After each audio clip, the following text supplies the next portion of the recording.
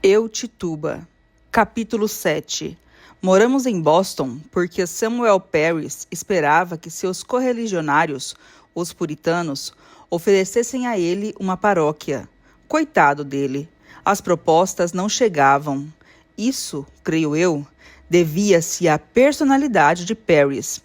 Por mais fanáticos e sombrios que fossem aqueles que compartilhavam de sua fé, ainda assim eram menos do que ele. Com sua alta figura zangada, a reprimenda e a extorsão à boca, assustador. O pouco das economias que ele tinha trazido de sua incursão no mundo do comércio em Barbados derreteu como uma vela, e nós nos encontramos na pior das dificuldades. Às vezes, não tínhamos nada para comer durante o dia todo, a não ser maçãs secas. Não tínhamos mais lenha para o aquecimento e ficávamos tremendo. Foi aí que John Indian encontrou trabalho em uma taverna chamada The Black Horse. Sua tarefa era manter o fogo nas enormes lareiras diante das quais os clientes se aqueciam, varrer e esvaziar os lixos.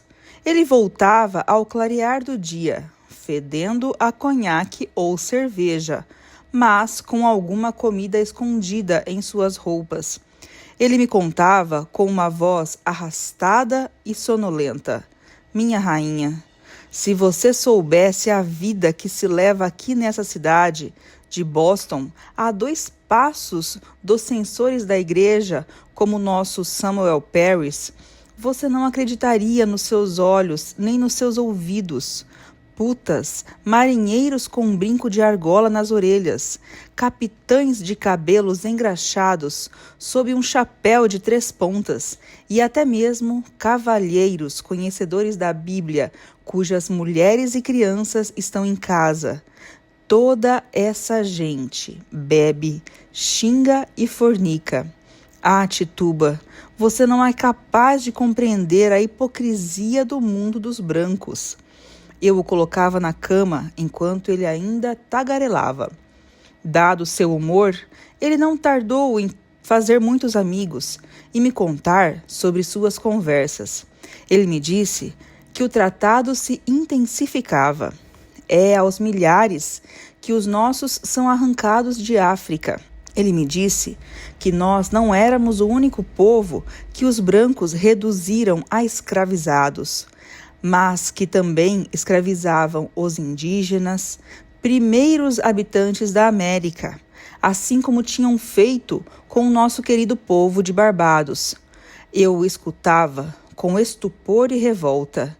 No Black Horse trabalham 2 índios. Você vai ver como eles são tratados. Eles me contaram como foram desapropriados de suas terras, como os brancos dizimaram seus rebanhos e espalharam entre eles a água de fogo, que em pouco tempo conduziu um homem ao túmulo. Ah, os brancos!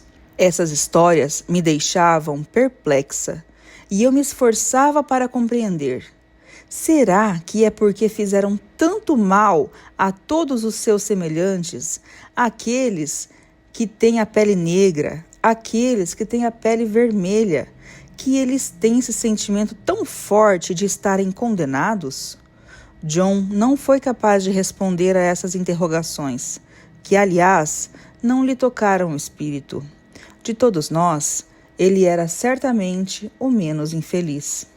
É certo que Samuel Parris não confiava seus pensamentos a mim, mas por vê-lo trancado em casa como um animal enjaulado, rezando ininterruptamente ou folheando seu livro terrível, foi fácil adivinhar o rumo das coisas. Sua presença constante se agitava sobre nós como uma poção amarga. Nada mais de furtivas e ternas trocas, nada de histórias contadas com rapidez, nada de canções cantaroladas na surdina. Em vez disso, ele pôs na cabeça que deveria ensinar Betsy a ler e escrever, e se serviu de uma formidável cartilha. Na queda de Adão, somos todos ensinados. B. Somente a Bíblia pode salvar nossa vida. C. O gato corre, mas depois arranha. E de repente, a pobre Betsy, já tão frágil e impressionável, empalidecia e tremia. Foi só a partir da metade de abril, quando o tempo clareou, que ele criou o hábito de sair depois do almoço para um passeio curto. Eu aproveitava para exercitar as meninas no pequeno jardim que ficava atrás da casa. E então, brincadeiras. Que danças de roda endiabradas! Eu tirava os horríveis chapéus que as faziam parecer velhas, desatava o cinto para que o sangue delas esquentasse e para que o rosado saudável do suor inundasse aqueles corpos pequenos. Em pé, no batente da porta, Elizabeth Parris recomendava fragilmente: cuidado, Tituba, que elas não dancem, que elas não dancem. No entanto, no minuto seguinte, ela se contradizia e fazia a mesura com entusiasmo diante dos nossos passos. Fui autorizada a levar as pequenas até Long Wharf, onde ficávamos observando os barcos e o mar. Do outro lado daquela extensão líquida, um ponto: Barbados. É estranho o amor ao país. Nós o carregamos dentro como nosso sangue, como nossos órgãos, e basta que sejamos separados da nossa terra para sentir uma dor que surge do mais profundo de nós mesmos, sem nunca diminuir. Eu revia a plantação de Darnell Davis, a casa grande, altiva e suas colunas no cume da tristeza, as suas cabanas escuras, apinhadas de sofrimento e de animação, crianças com a barriga inchada, mulheres envelhecidas antes do tempo, homens mutilados, e esse cenário sem alegria que eu tinha perdido tornou-se tão precioso para mim que lágrimas escorriam na minha face. Quanto às crianças, insensíveis à minha disposição, brincavam nas poças de água salgada, empanturravam-se, caíam de costas entre as cordas e eu não conseguia me impedir de imaginar a cara de Samuel Parris que ele faria se estivesse assistindo a cenas parecidas. Toda a vitalidade reprimida dia após dia, hora após hora, expulsa, e era como se o maligno que tanto temiam tivessem enfim as possuído. Abigail era a mais livre das duas, a mais violenta, e eu ficava admirada ainda mais com seu tom de dissimulação. Quando voltávamos para casa, ela ficava muda e rígida, ao ponto da perfeição diante do seu tio. Será que ela não repetiria com ele as palavras do seu livro sagrado? Seus gestos mínimos não estariam marcados de reserva e escrúpulos?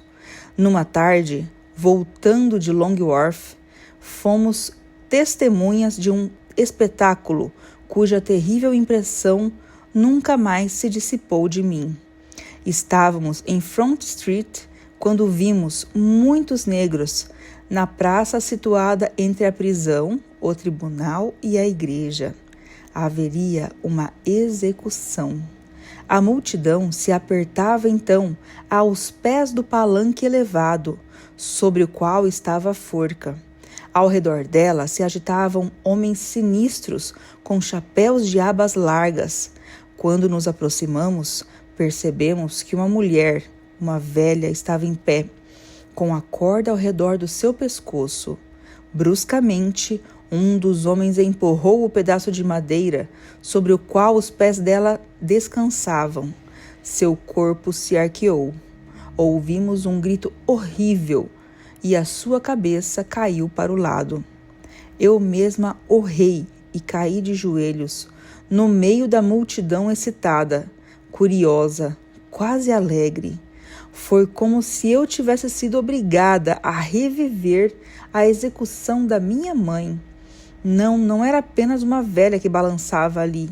Era a Bena, na flor da idade e na beleza das formas. Sim, foi ela. E eu tinha novamente 7 anos. E essa vida recomeçou depois daquele momento. Eu urrava, e quanto mais urrava, mais eu tinha o desejo de urrar meu sofrimento, minha revolta, minha raiva impotente. Que mundo era aquele que tinha feito de mim uma escravizada, uma órfã, uma pária? Que mundo era aquele que me separava dos meus, que me obrigava a viver entre pessoas que não falavam a minha língua, que não compartilhavam a minha religião, num país feio, nada agradável? Betsy correu até mim, me abraçando com seus braços fracos. Fica quieta, Tituba, quieta. Abigail, que tinha fugido para o meio da multidão, exigindo explicações aqui e ali, voltou até nós e disse friamente: fica quieta. Ela só teve o que mereceu, porque era uma bruxa. Ela tinha enfeitiçado os filhos de uma família honrada. Consegui me levantar e encontrar o caminho da casa. A cidade inteira só falava da execução. Aqueles que tinham visto contavam àqueles que não tinham visto que a senhora Glover berrou ao ver a morte, que um cachorro uivou para a lua, que sua alma escapou sob a forma de um morcego, mas, como um purê repugnante que escorria por suas pernas finas, prova da vilania do seu ser. Eu não tinha visto nada daquilo.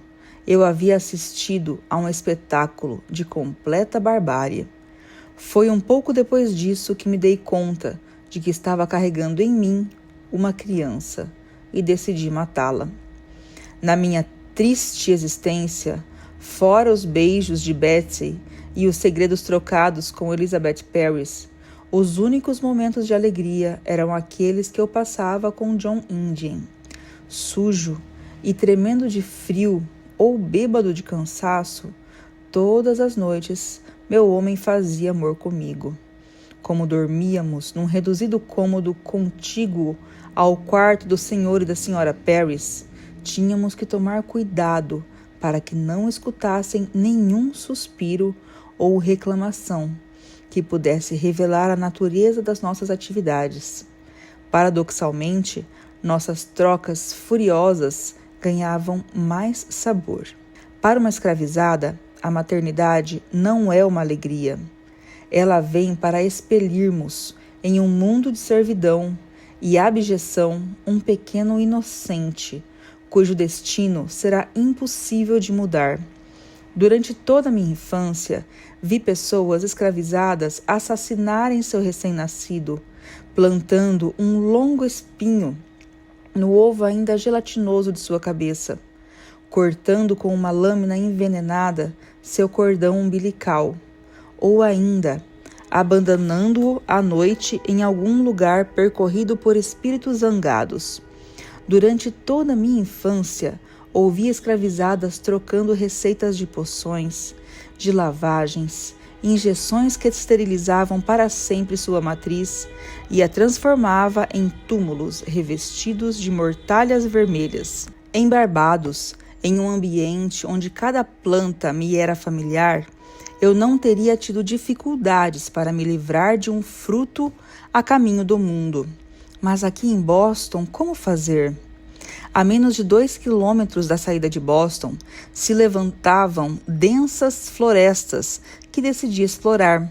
Numa tarde, consegui escapar de casa, deixando Betsy brigar com a sua temível cartilha e Abigail com seus dedos ocupados em uma tapeçaria, mas com o espírito visivelmente longe. Uma vez fora, tive uma surpresa. Havia uma graça naquele clima. As árvores, por tanto tempo esqueléticas, parecendo tristes paus, se ornavam de botões. Flores pontilhavam os prados verdejantes ao infinito como um mar tranquilo. Quando eu estava prestes a entrar na floresta, um homem de figura escura e rígida, montado num cavalo, com o rosto afogado na sombra de seu chapéu, me chamou. Ô negra, não tem medo dos índios? Dos índios? Eu temia menos esses selvagens do que os seres civilizados entre os quais eu vivia, que penduravam velhas em árvores. Eu me inclinava sobre um arbusto perfumado que parecia muito com citronela, com suas propriedades múltiplas, quando ouvi chamarem meu nome. Tituba! Sobressalto. Era uma velha com o rosto deformado, como um pedaço de pão e nem por isso menos agradável. Eu me espantei. Como sabe meu nome? Ela tinha um sorriso misterioso. Eu a vi nascer. Meu espanto aumentou. Você vem de Barbados? Seu sorriso se acentuou. Eu nunca saí de Boston. Cheguei aqui com os primeiros peregrinos e desde então nunca os deixei. Bem, muita conversa. Se você demorar muito, Samuel Parris vai saber que você saiu e você vai passar uns maus 15 minutos. Fiquei firme. Não te conheço. O que quer comigo?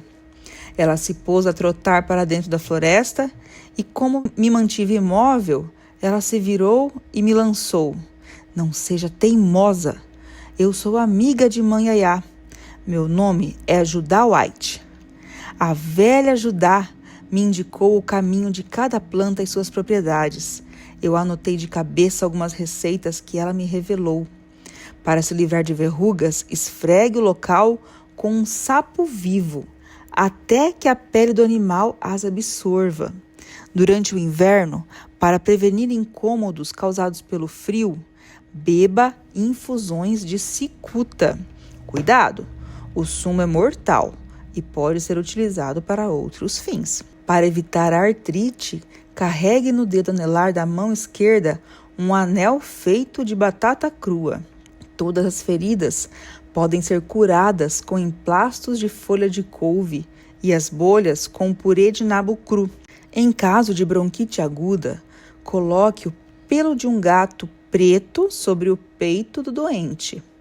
Dor de dente, se possível, mastigue folhas de tabaco. Faça o mesmo em caso de dor de ouvido. Para todos os tipos de diarreia, 3 vezes por dia, infusões de amora. Voltei a Boston um pouco reconfortada, tendo aprendido a ver amigos em animais aos quais jamais havia prestado atenção. O gato de pelo preto, a coruja, a joaninha, a graúna. Repassei mentalmente as palavras de Judá. Sem a gente, o que seria do mundo, hein? O que seria? Os homens nos odeiam. E, no entanto, nós damos a eles as ferramentas, sem as quais a vida seria triste e limitada.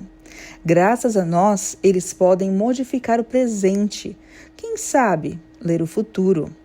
Graças a nós, eles podem ter esperança.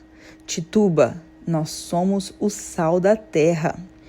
Naquela noite, uma torrente de sangue negro carregou meu filho para fora da minha matriz. Eu ouvi bater os braços, como um girino em desespero, e comecei a chorar. John Indian, a quem eu não tinha confessado nada, e quem acreditava num novo golpe de sorte, também chorou. É verdade que ele estava meio bêbado, tendo esvaziado muitas canecas de chope com os marinheiros que frequentavam a taverna Black Horse. Minha rainha, é agora que a nossa bengala de velhice se quebra. Sobre o que vamos nos apoiar quando nós dois estivermos corcundas nesse país sem verão? Lutei para me recuperar da morte do meu filho. Eu sabia que tinha sido para o melhor.